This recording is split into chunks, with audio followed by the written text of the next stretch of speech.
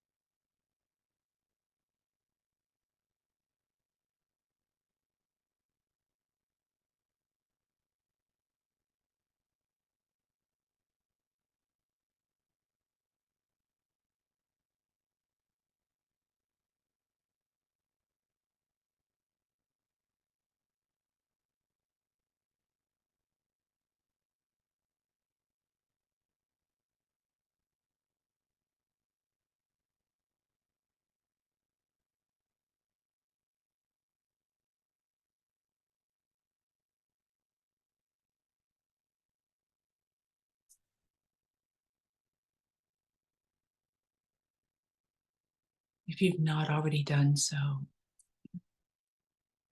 use your senses or imagination or perception to recognize that the green Tara or the energy of the green Tara or Avalokiteshvara are here with you in this intimate space, deep, deep within.